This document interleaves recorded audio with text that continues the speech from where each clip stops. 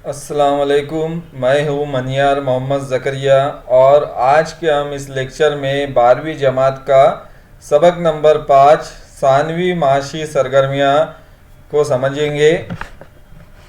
तो इस सबक के शुरुआत में ही एक सरगर्मी एक एक्टिविटी दी गई है जिसमें पूछा गया है शक्ल 5.1 में दी गई तस्वीर को बगौर देखिए और पहचानिए कि ये तस्वीर किन सरगर्मियों के मुतालिक है और जदौल 5.1 को मुकम्मल कीजिए। तो इसमें कुछ तस्वीर दी गई है शुरुआत में ही किताब के अंदर और उससे जुड़े हुए जो सरगर्मियां हैं हमें उसे पहचानना है कि ये तस्वीर से कौन सी सरगर्मी जुड़ी हुई है या कौन सी सनत इससे ताल्लुक़ रखती है, उसे हमें पहचानना है और उसकी मदद से जो जदौल 5.1 है उसे हमें मुकम्मल करना है। तो इसमें अलग अलग कॉलम्स दिए गए हैं, तो जिसमें पहले कॉलम में है तस्वीर, तो इसके ABCD जो अल्फ़ाबेट है वो यहाँ पर लिखे गए हैं और दूसरे कॉलम में हमें पहचानना है कि कौन सी सरगर्मी है, उसके सरगर्मी का नाम हमें यहाँ पर लिखना है उस तस्वीर के। तीसरे कॉलम में है दरकार खाम माल, तो सरगर्मी के लिए कौन सा खाम माल जो है वो इस्तेमाल करना पड़ता है, किया जाता है। उसके बाद चौथे कॉलम में है तैयार शुदा पैदावार माल, तो खाम माल का इस्तेमाल करने के बाद कौन सी अशिया उससे तैयार की जाती है, कौन सी तैयार शुदा या पैदावार हासिल की जाती है, वो हमें यहाँ पर लिखना है। उसके बाद है खाम माल की खुसूसियात, जो खाम माल यूज़ किया जाता है, इस्तेमाल किया जाता है इन सरगर्मियों में, उसकी क्या क्या खुसूसियात है, तो उसके कुछ पॉइंट्स दिए गए, उससे मुतालिक हमें वो खुसूसियात उस खाम माल में लिखनी है जिसका वज़न, पायदारी, फराहमी और लागत है। उसके बाद है तैयार शुदा माल की खुसूसियात, तो जो तैयार शुदा माल बन जाता है उसकी क्या खुसूसियात है उस चीज़ की, उस अशिया की, वो हमें इस आखिरी कॉलम में यहाँ पर लिखना है। उसमें भी उस वैसे ही पॉइंट दिए गए हैं, वज़न, पायदारी, पैदावार, कीमत फ़रोख्त। तो इससे हमें यहाँ पर इन सारे जदौल के अंदर इन तमाम मालूमात को यहाँ पर लिखना है। तो हम पहले से शुरू करेंगे। ए जो तस्वीर दी गई है इसके अंदर कुछ यहाँ पर हमें जार यानी कि जो बर्नी टाइप हमें दिखाई दे रहा है इस तस्वीर के अंदर, और उसके अंदर जो अशिया है एक तरह से ये फल और फूल से बनी हुई अशिया हमें दिखाई दे रही है। तो इसका जो नाम है इस सरगर्मी का वो है गिज़ा को डिब्बों में महफूज करने की सनत। तो ऐसी बहुत सारी सनतें हैं जो ज़राती पैदावार से हासिल होने वाली चीज़ों को एक नए चीज़ में तब्दील करके बाज़ार में फ़रोख्त करती है,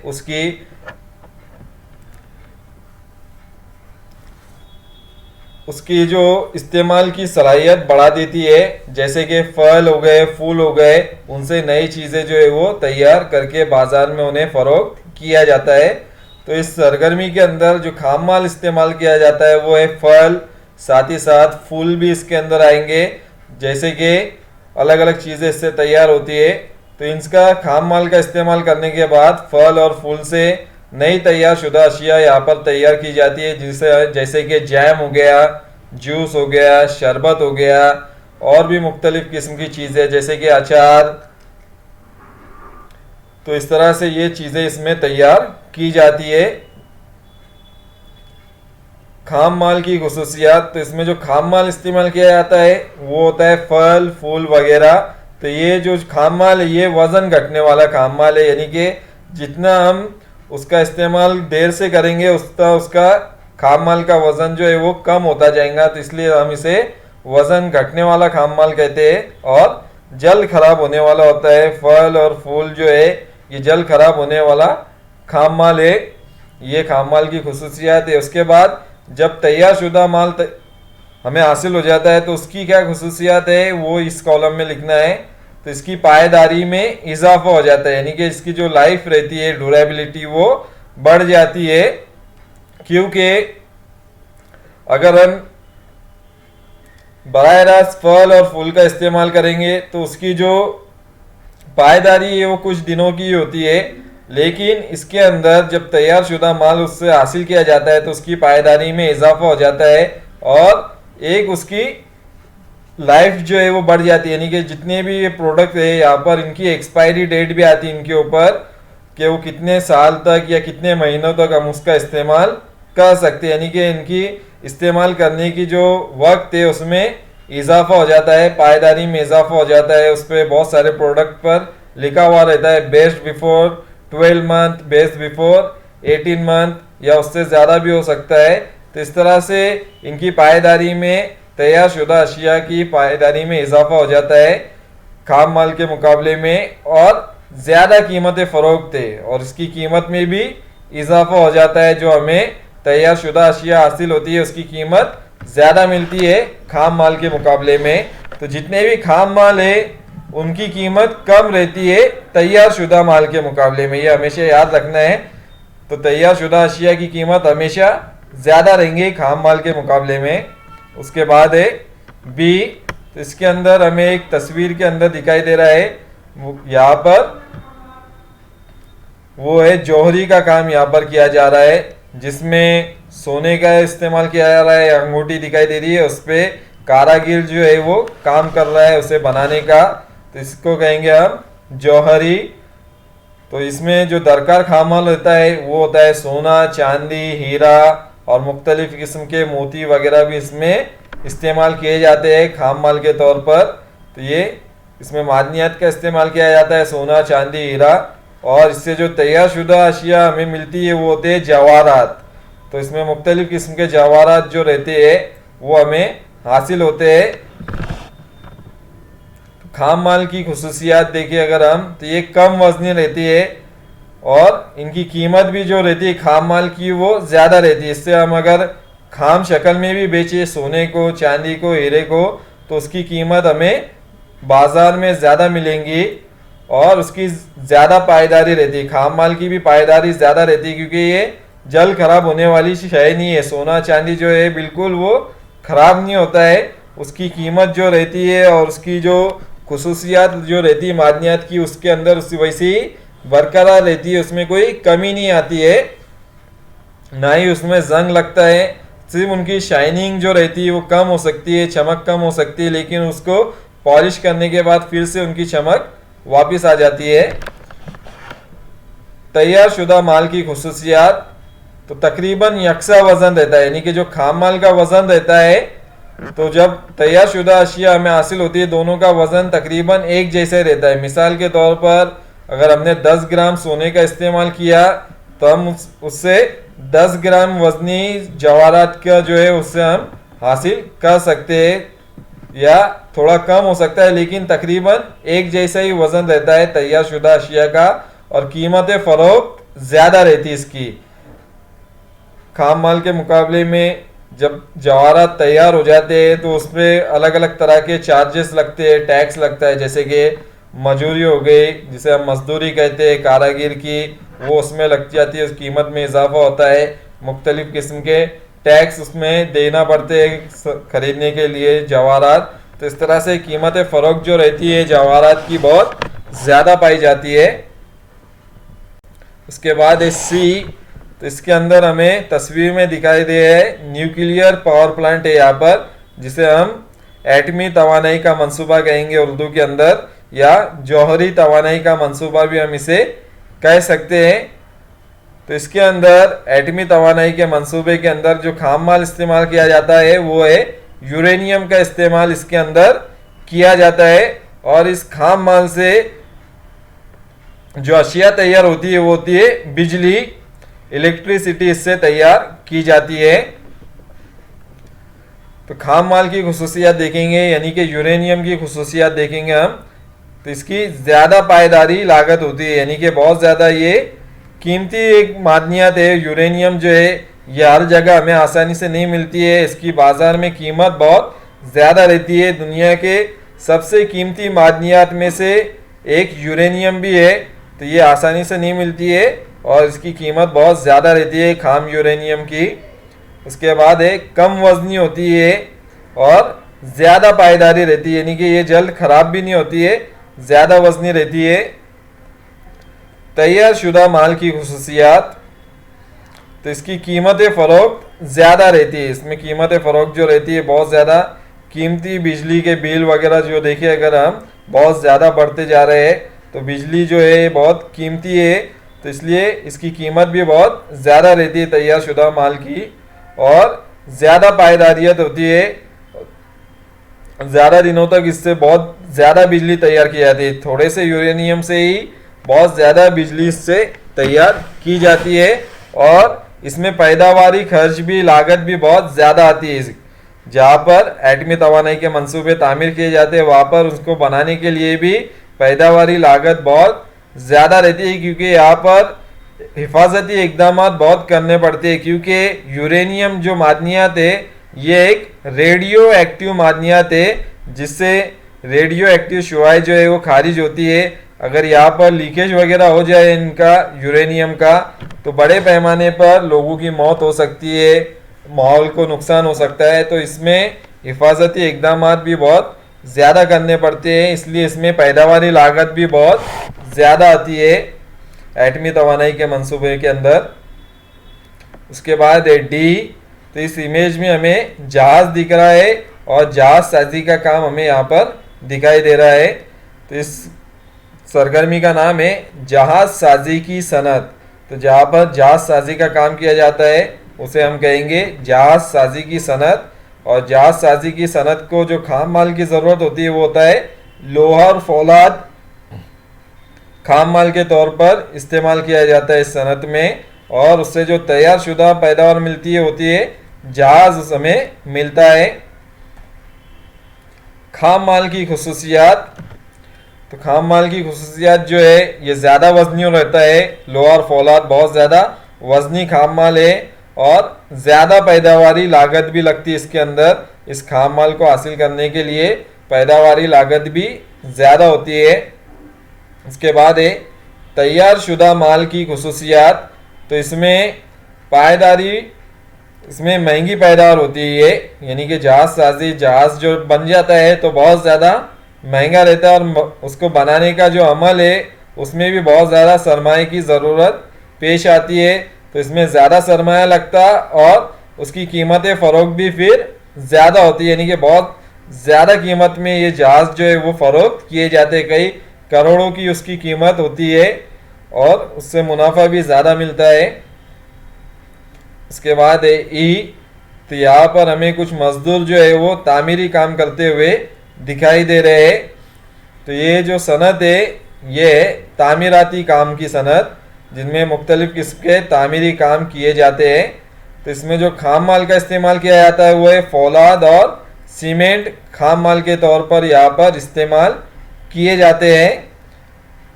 तो इसमें तैयार शुदा माल जो हासिल होता है या तैयार शुदा पैदावार जो होती है वो है इमारत, पुल और सड़क, इससे तामीर किए जाते हैं तामीरी काम की सनत के अंदर।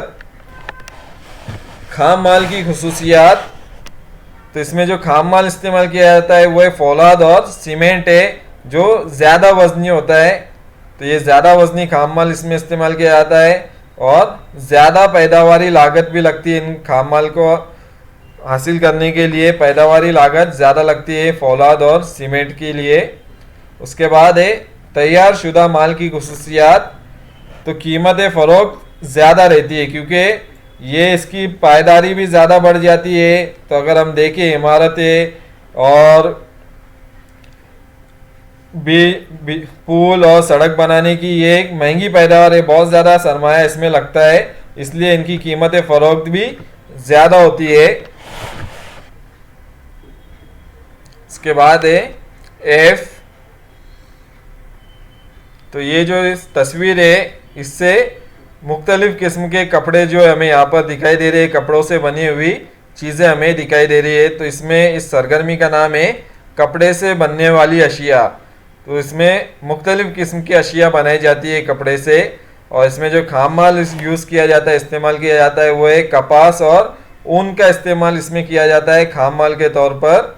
और जो तैयार शुदा अशिया मिलती है हमें उसमें कपड़ा, शॉल, उसके अलावा ब्लैंकेट, टावेल, ये सारी चीज़ें हमें इससे हासिल होती है इस सनत से।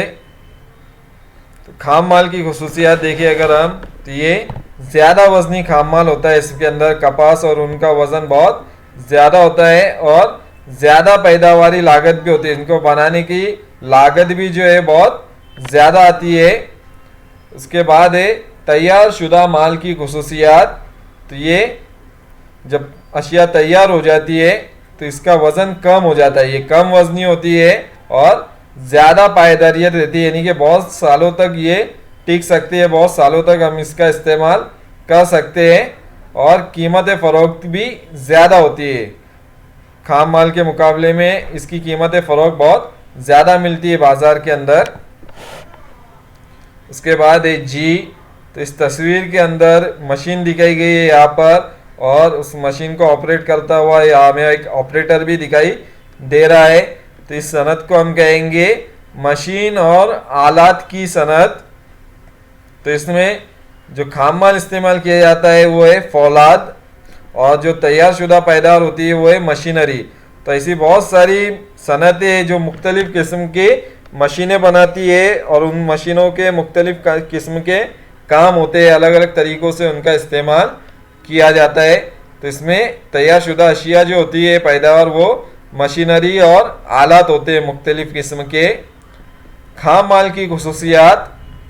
तो खाम माल की खुसूसियात में ये बहुत ज़्यादा वजनी होती है क्योंकि इसमें फौलाद का इस्तेमाल किया जाता है खाम माल के तौर पर, ज़्यादा पैदावारी लागत लगती है और ज़्यादा पायदारियत भी पाई जाती है इसके अंदर, यानी कि बहुत ज़्यादा ये वक्त तक हम इसका इस्तेमाल कर सकते हैं इस खाम माल का। इसके बाद है तैयार शुदा माल की खुसूसियात। तो इसकी खुसूसियात जो है वो है ज़्यादा वजनी होती है। जो भी तैयार शुदा अशिया मिलती है, जो भी मशीनरी बनती है, बहुत ज़्यादा हैवी मशीनरी, यानी कि ज़्यादा वज़नदार मशीनें इसमें बनाई जाती है।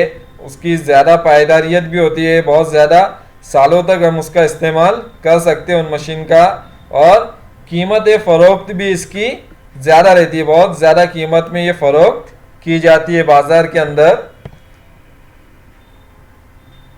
इसके बाद है एज। तो एज के अंदर हमें यहाँ पर दूध दिखाई दे रहा है, और दूध से मुख्तलिफ किस्म की अशिया यहाँ पर तैयार की जा रही है मज़दूर के ज़रिए।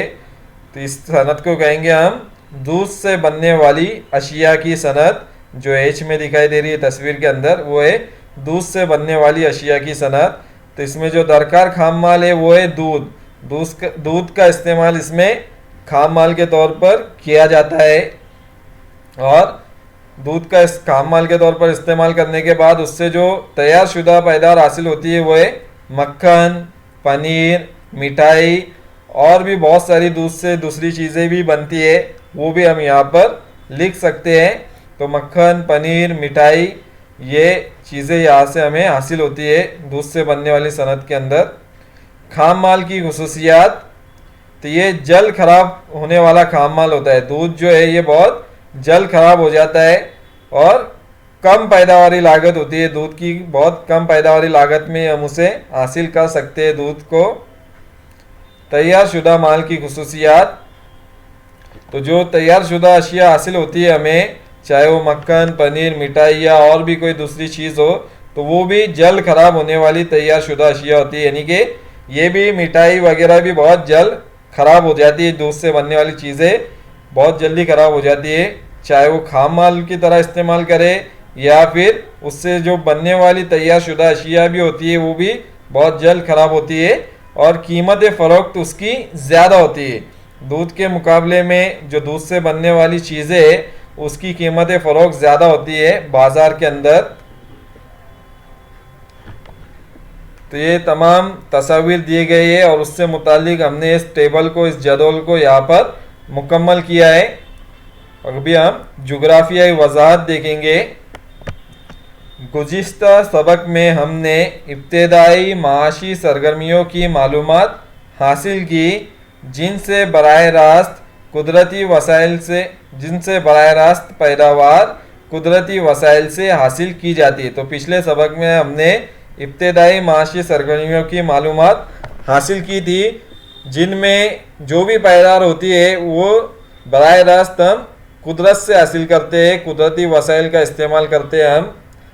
इब्तदाई माशी सरगर्मियों से हासिल होने वाली कुछ पैदावारों को बराह रास्त इस्तेमाल किया जा सकता है। यानी कि जो भी चीज़ें इब्तदाई माशी सरगर्मियों से हम हासिल कर सकते हैं, उनमें से कुछ चीज़ों को, कुछ पैदावार को हम बराह रास्त जो है वैसे ही इस्तेमाल कर सकते हैं, और कुछ पर ज़रूरी अमल करके उन्हें ज़्यादा कारआमद और पायदार बनाया जा सकता है। यानी कि कुछ को तो हम बराह रास्त इस्तेमाल कर सकते हैं, लेकिन कुछ पर कुछ ज़रूरी अमल करने के बाद उनकी जो कारआमद है वो और ज़्यादा बढ़ जाती है और पायदारी भी और ज़्यादा बढ़ती है। यानी कि उन्हें ज़्यादा देर तक और ज़्यादा महफूज रखा जा सकता है। इब्तदाई सरगर्मियों से हासिल होने वाली पैदावारों को सानवी माशी सरगर्मियों में बतौर खाम माल के तौर पर इस्तेमाल किया जाता है। तो ये एक बहुत ही अहम यहाँ पर जुमला है। इब्तदाई सरगर्मियों से जो भी हमें पैदावारें हासिल होती है, यानी कि जो भी उनका पैदावार होती है, उसका इस्तेमाल सानवी सरगर्मियों के अंदर बतौर खाम माल किया जाता है, और उस खाम माल से एक फिर नई चीज़ या नई अशिया जो है वो तैयार की जाती है। तो जो भी इब्तदाई सरगर्मियों की पैदावार है, उसका इस्तेमाल सानवी सरगर्मी के अंदर खाम माल के तौर पर किया जाता है। इन खाम माल पर मुख्तलिफ आमाल करके उन्हें काबिल इस्तेमाल और तैयार शुदा अशिया में तब्दीली करके सार्फिन की खरीदी के लिए बाज़ारों में, दुकानों में मुहैया करवा दिया जाता है।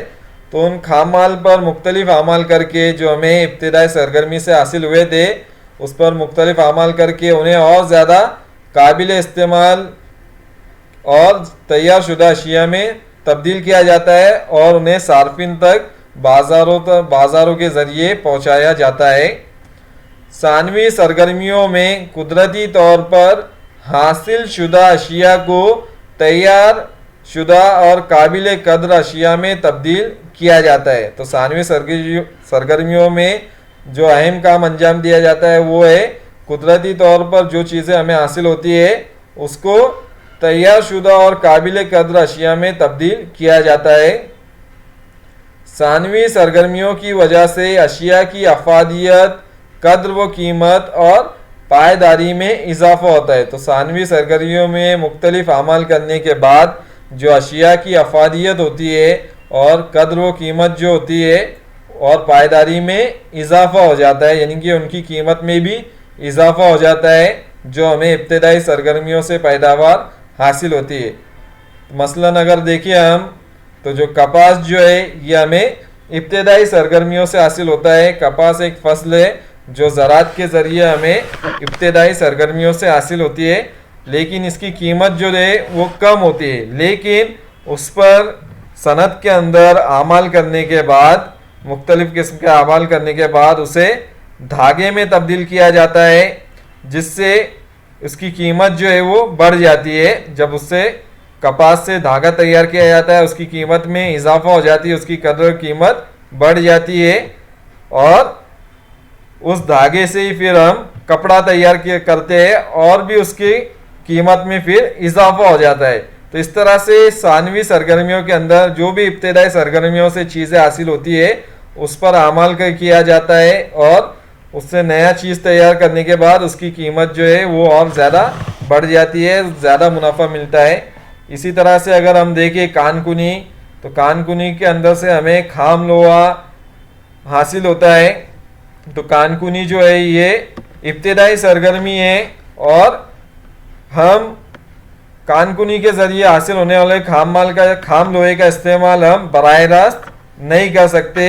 उसे हमें जो लोहे और फौलाद की सनत है वहाँ पर भेजना पड़ता, और लोहे और फौलाद की सनत में उसको गलाकर पिघलाकर फिर से एक नई धात, मजबूत धात जो है लोहे और फौलाद की बनाई जाती है, और उसका इस्तेमाल फिर मुख्तलिफ़ किस्म की चीज़ें बनाने के लिए किया जाता है। मुख्तलिफ़ किस्म के आलात और मशीनें फिर इस तरह के खाम लोहे से तैयार की जाती है। तो जो मज़दूर हमें यहाँ दिखाई दे रहे हैं ये सब सानवी सरगर्मियों से जुड़े हुए मज़दूर है, और जो यहाँ पर हमें कानकुनी के जगह पर मज़दूर दिखाई दे रहे हैं ये इब्तदाई सरगर्मियों से जुड़े हुए मजदूर है, तो दोनों में फ़र्क है। हम बराह रास्त जो है मादनियात हमें हासिल होती है कानकुनी के ज़रिए, हम उसका इस्तेमाल बराह रास्त नहीं कर सकते, बल्कि उसका इस्तेमाल जो लोहे और फौलाद की सनत है उसमें, उससे फिर उनको गलाकर उनकी मोल्डिंग करने के बाद जो लोहा स्टील लोहा और फौलाद हासिल किया जाता है और उससे फिर अलग अलग चीज़ें हम बना सकते हैं। तो इस तरह से उनकी कद्र व कीमत जो है और ज़्यादा बढ़ जाती है। तो ये सब सानवी सरगर्मियों में जितनी भी चीज़ें हमें इब्तदाई सरगर्मियों से हासिल होती है, चाहे वो दूध हो या फिर जानवरों से हासिल होने वाली चीज़ें हो, जंगलात से हासिल होने वाली चीज़ें हो, या फिर लकड़ी काटने का पेशा हो, उनसे नई चीज़ें फिर बनाई जाती है, खाम माल के तौर पर उन्हें इस्तेमाल किया जाता है और नया अशिया तैयारशुदा अशिया वहाँ पर बनाई जाती है सानवी सरगर्मियों के अंदर। सानवी सरगर्मियों में अशिया साजी आमाल और तामीर जैसे आमाल शामिल होते हैं। तो सानवी सरगर्मियाँ का अहम काम जो रहता है वो है अशिया साजी करना और तामीर करना जैसे आमाल शामिल होते हैं। वो मकाम जहाँ पर इब्तदाई सरगर्मियों से हासिल होने वाली अशिया या पैदावार को तैयारशुदा अशिया या पैदावार में तब्दील किया जाता है उसे कारखाना या फैक्ट्री कहते हैं। तो जहाँ पर इब्तदाई सरगर्मियों से हासिल होने वाले खाम माल को उस पर अमल कर कर तैयारशुदा अशिया में तब्दील किया जाता है, उस जगह को कारखाना या फैक्ट्री कहते हैं। तो यहाँ पर अभी दूसरी सरगर्मी, दूसरी एक्टिविटी दी गई है, कोशिश कीजिए, जिसमें एक नक्शा दिया गया है सोलापुर ज़िले का और उस नक्शे के अंदर जो शुगर फैक्ट्री है यानी कि शक्कर के कारखाने हैं वो बताए गए हैं इंडेक्स में। यहाँ पर शुगर मिल है यानी कि शक्कर के कारखाने सोलापुर के अलग अलग हिस्सों के हमें यहाँ पर दिखाई दे रहे हैं और उससे जुड़े हुए यहाँ पर सवाल दिए गए हैं। तो सवाल नंबर 1 है, शक्ल 5.2 में दिए गए सोलापुर ज़िले के नक्शों को बगौर देखिए, उसमें कुछ शक्कर के कारखानों को दिखाया गया है। श्याम राव एक किसान है जो मकाम ए पर मुकीम है। तो सोलापुर के अलग अलग हिस्सों में शक्कर के कारखानों को दिखाया गया है और श्याम राव जो है ये सोलापुर में रहने वाला एक किसान है जो सोलापुर के इस मकाम पर यहाँ पर रहता है। ए यहाँ पर लिखा गया है, यहाँ पर वो मुकीम है। इसने अभी अभी गन्ने की फसल को काटा है। नक्शे का बगौर मुशाहिदा करके बताइए कि उसे अपनी गन्ने की फसल किन शक्कर के कारखानों को भेजना चाहिए, इसकी खातिर श्यामराव किन बातों पर गौर करेगा। तो श्यामराव सोलापुर में इस जगह पर मुकीम है और उसने अभी अभी गन्ने की फसल की कटाई की है। तो गन्ना जो है शक्कर के कारखाने में खाम माल के तौर पर इस्तेमाल किया जाता है, लेकिन गन्ना जो है ये एक वज़न घटने वाला खाम माल है और जल खराब होने वाला खाम माल है। एक बार गन्ने की कटाई करने के बाद उसका वज़न जो है वो घटता जाता है। जितना ज़्यादा वक्त लगेगा उसे फैक्ट्री तक पहुंचाने के, शक्कर के कारखाने तक पहुंचाने के लिए, उतना ही शक्कर का तनासुब जो है शक्रोज उसके अंदर जो मादा होता है वो कम होता जाता है, जिससे शक्कर की पैदावार भी फिर कम हासिल होती है। तो ये चीज़ हमें ध्यान में रखना चाहिए और हम इसका जवाब फिर तलाश करते हैं। श्यामराव अपनी फसल को वैराग शुगर फैक्ट्री में भेजे। तो वैराग जो है इस जगह पर मौजूद है, शक्कर कारखाना यहाँ पर वैराग शुगर फैक्ट्री है। तो क्योंकि इसका फासला जो है ए से सबसे कम है, सबसे नज़दीक ये फैक्ट्री है वैराग श्यामराव के मकाम से, तो इसलिए इसे श्यामराव को वैराग यहाँ पर शक्कर के कारखाने में उसकी गन्ने की फसल को भेजना चाहिए, क्योंकि गन्ने की फसल काटने के बाद वज़न और शुगर की मिकदार जो शुक्रोज होता है वो कम हो जाती है। इससे चीनी पैदा करने की इनके मुयस्सर इस्तेमाल को मुतासिर होता है, यानी कि चीनी की मिकदार भी हमें कम हासिल होंगे जितना वक्त ज़्यादा लगेगा उसे शक्कर के कारखाने तक पहुंचने के लिए गन्ने को। इस तरह गन्ने को जल्द से जल्द करीबी फैक्ट्रियों में भेजने की ज़रूरत होती है। तो इसलिए ज़्यादातर जो शक्कर के कारखाने होते हैं वो गन्ने की पैदावारी इलाकों में ही कायम किए जाते हैं, क्योंकि उन्हें ताकि गन्ने को जल्द से जल्द जो है वो शक्कर के कारखाने तक पहुंचाया जा सके और ज़्यादा शक्कर की पैदावार हासिल की जा सके। तो ये जोग्राफियाई वजूहात में भी सवाल पूछा जा सकता है कि शक्कर के कारखाने ज़्यादातर गन्ने की पैदावारी इलाकों में कायम किए जाते हैं, तो उसके वजूहात हम इस नक्शे की मदद से दे सकते हैं यहाँ पर। उसके बाद दूसरा सवाल है, फिरोज़ के लड़के ने अपने शहर के करीबी एक अदारे से बेकरी मैनेजमेंट का एक आला कोर्स किया है। वो चाहता है कि इसका बेटा अपने गांव ही में एक बेकरी की दुकान शुरू करे, लेकिन उसके बेटे का कहना है कि बेकरी शहर में लगानी चाहिए, जो कि उसके गांव से तकरीबन 20 किलोमीटर दूर है। इन दोनों में कौन सही है, फिरोज़ या उसका बेटा क्यों? तो फिरोज़ जो है उसके बेटे ने एक बेकरी मैनेजमेंट का कोर्स किया है और वो एक बेकरी शुरू करना चाहता है, लेकिन जो फिरोज़ के वालिद है वो चाहते हैं कि फ़िरोज़ अपने गांव में ही बेकरी को शुरू करे, लेकिन फ़िरोज़ जो चाहता है कि वो शहर में बेकरी शुरू करे जो उसके गांव से 20 किलोमीटर के फासले पर है। तो हमें बताना है कि दोनों में से सही कौन है, फिरोज़ या उसका बेटा, और क्यों। उसका जवाब देखते हैं। उसका जवाब है फिरोज़ का बेटा सही है, उसे शहर में बेकरी शुरू करना चाहिए, क्योंकि तैयार शुदा पैदावार मसलन केक का वज़न खाम माल से ज़्यादा होता है। यानी कि बेकरी के अंदर जो हमें तैयार शुदा अशिया हासिल होती है उसका वज़न जो होता है वो खाम माल से ज़्यादा होता है। ये नकल अमल के लिए महंगा साबित होता है। यानी कि अगर हम तैयार शुदा माल की नकल अमल करेंगे जो ज़्यादा वज़नी है तो उसका वज़न भी ज़्यादा, उसकी कीमत भी ज़्यादा होंगी नकल अमल की, क्योंकि वज़न के साथ साथ नकल अमल की लागत में इजाफा होगा। जितना ज़्यादा वज़नी हम तैयार शुदा अशिया की नकल अमल करेंगे उतने ही उसकी लागत ज़्यादा बढ़ेंगी। लिहाजा बेकरी की सनतें शहरों के करीब वाक़या होनी चाहिए। यानी कि फ़िरोज़ का कहना सही है। और दूसरी वजह ये भी है कि शहरों में जो बेकरी के अशिया है उनकी ज़्यादा मांग होती है गांव के मुकाबले में, तो इस क्योंकि आबादी भी शहर में ज़्यादा रहती है इसलिए मांग भी शहर में ज़्यादा रहेंगी और लोग ज़्यादा इस्तेमाल करेंगे, इसलिए फ़िरोज़ को जो है शहर में बेकरी की शुरुआत करना चाहिए। इसके बाद तीसरा सवाल है, शांताराम महाराष्ट्र के कबायली इलाके का एक नौजवान है। वो शहद से बनने वाली मुख्तलिफ अशिया के बनाने का एक कारखाना कायम करना चाहता है। तो शांताराम महाराष्ट्र के कबायली इलाके का एक नौजवान है और वो चाहता है कि वो शहद से बनने वाली मुख्तलिफ अशिया के कारखाने को कायम करे, क्योंकि जंगलात में पाए जाने वाले शहद के छत्तों तक उसकी बड़ी आसानी से रसाई हो सकती है। यहाँ से शहर तकरीबन 35 किलोमीटर दूर है। इसकी गांव में भी अपनी ज़ाती ज़मीन है और शहर में भी खुद की ज़मीन है। बताइए कि उसे शहद से मुख्तलिफ अशिया बनाने का कारखाना कहाँ कायम करना चाहिए, गांव में या शहर में, क्यों?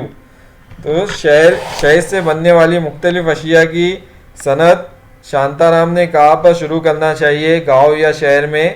तो उसका जवाब देखते हैं। शांताराम को शहर में शहद प्रोसेसिंग यूनिट यानी कि शहद से बनने वाली अशिया की सनत जो है वो शुरू करना चाहिए।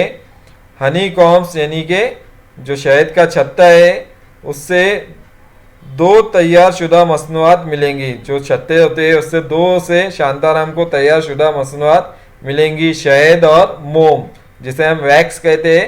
ये 2 तरह की चीज़ें छत्ते से हासिल होती है। शहद और मोम को निकालने के बाद हनी कॉम्स यानी छत्ते का वज़न एक ही होगा और इसीलिए मिसाली जगह शहर है। तो इसमें जब शहद के छत्ते से शहद और मोम को अलग किया जाएगा तो उसका वज़न जो रहेगा उसमें कोई तब्दीली नहीं आती है, उसका वज़न एक जैसा ही रहता है। इसलिए उसे शहर में ही जो है शहद से बनने वाली अशिया की सनत को शुरू करना चाहिए। भी हम जोग्राफिया वजाहत देखेंगे इसकी। इन मिसालों का मुताला करने के बाद आपको बखूबी अंदाज़ा हो गया होगा कि किसी भी सनत के किसी भी मकाम पर कायम होने का इन्हिसार बहुत सारे अवामिल पर होता है। किसी भी मकाम पर कोई कारखाना या सनत कायम करने के लिए सबसे पहले खाम माल की ज़रूरत पड़ती है जो किसी दूसरे मकाम से मंगवाया जाता है।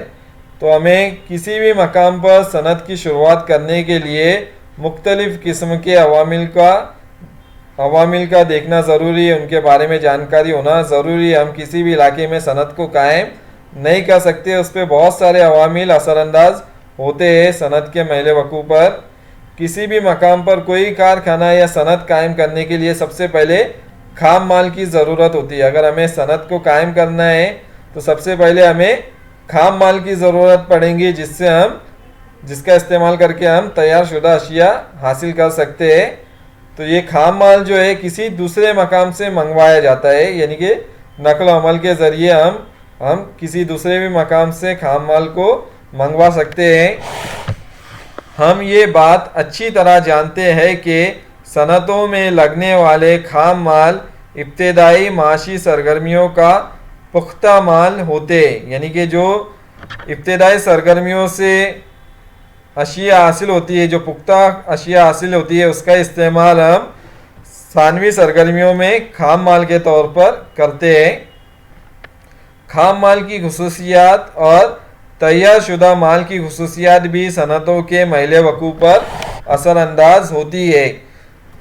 तो जो खाम माल की खुसूसियात होती है जैसे कि उसकी पायदारी, वज़न और लागत वगैरह, ये तमाम चीज़ें भी जो है वो सनतों के महल वकूफ़ पर असरअंदाज होती है।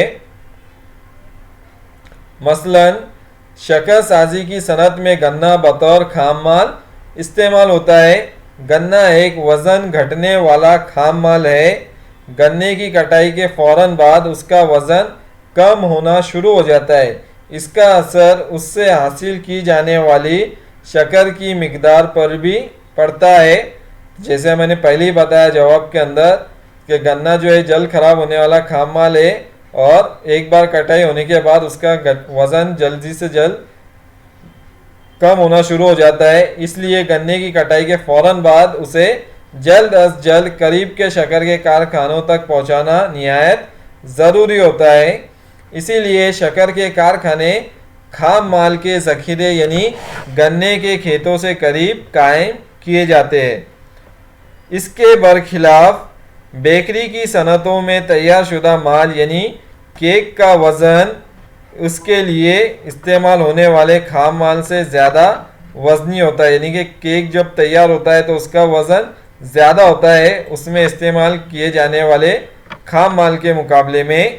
इसको किसी दूसरे मकाम तक भेजने में आमोदरफ्त का खर्च बढ़ जाता है, जिससे उसकी लागत बढ़ जाती है और कीमत में इजाफा हो जाता है। तो खाम माल का वज़न तैयार शुदा माल का वज़न ज़्यादा होने की वजह से आमोदरफ्त का खर्च भी बढ़ जाता है और जिससे उसकी लागत भी बढ़ जाती है और कीमत में भी इजाफा हो जाता है। इसलिए बेकरी सनत को बाज़ार यानी कि शहर के करीब कायम किया जाता है ताकि जो नकल अमल का खर्च है वो कम हो सके। उसके बाद है हमेशा याद रखिए वज़न घट जाने वाली सनतें वो होती है जिसमें इस्तेमाल होने वाला खाम माल वज़नी और भारी होता है। तो ऐसी सनतें जिनमें इस्तेमाल होने वाला खाम माल वज़नी और भारी होता है मगर उससे तैयार किया हुआ तैयार शुदा माल निस्बतन हल्का और कम भारी होता है, उसे हम वज़न घटने वाली सनतें कहते हैं। यानी कि खाम माल का वज़न ज़्यादा होता है लेकिन उस खाम माल से बनने वाली जो चीज़ होती है, जो अशिया होती है, उसका वज़न हल्का और कम भारी होता है, उसे हम वज़न घटने वाली सनतें कहते हैं।